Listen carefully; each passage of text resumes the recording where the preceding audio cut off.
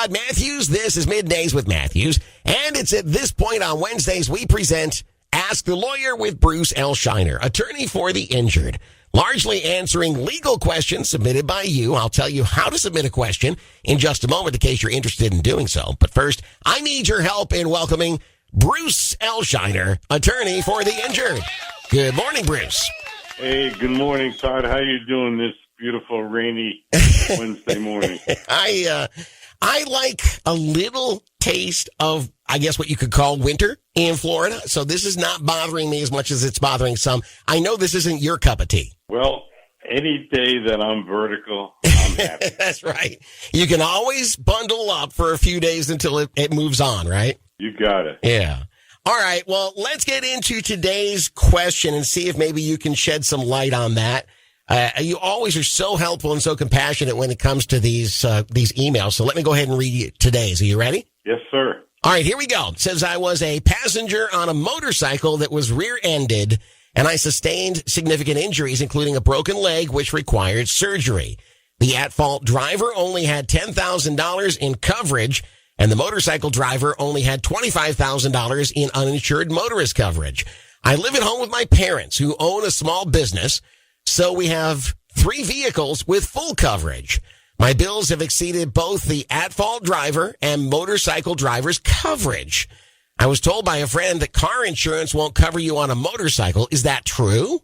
Can I get help? Okay, there are a lot of moving parts here. Bruce, I know you can make this understandable for us, though.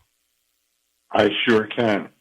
So first of all, the specific question was asked, does uninsured motorist on a car apply to a motorcycle? Right. And the answer is yes, if it is stacking uninsured motorist coverage. Oh, so okay. it's very, very important not only to purchase uninsured motorist coverage, but to purchase stacking uninsured motorist coverage. Okay. And you should purchase stacking uninsured motorist coverage even if you only have one vehicle, because you could stack it, as in this case, if you're on someone else's motorcycle or other vehicle. Well, isn't that interesting? Now, for people who don't understand, stacking uninsured motorist coverage means if you have more than one vehicle, let's say that you have a car and a truck with 100, 300,000 coverage on each, you could stack it, and now you have 200, 600,000 of coverage. Okay, all right. So stacking uninsured motorists is very important. Okay. Now, the inquirer says that they have, or the parents have, full coverage for their business, and unfortunately, full coverage is a vague term. Right. Because some people think they have full coverage, but they don't have uninsured motorist coverage because they rejected it. So you have to look at your declarations page to make sure that you have uninsured motorist coverage, and hopefully you have stacking uninsured motorist coverage. So in this case, if the injured person's family had purchased stacking uninsured motorist coverage, they would be able to take the uninsured motorist coverage on each of the 3 vehicles and add them together, and that poor injured person would be able to recover up to the total of the 3 vehicles stacked together. Wow.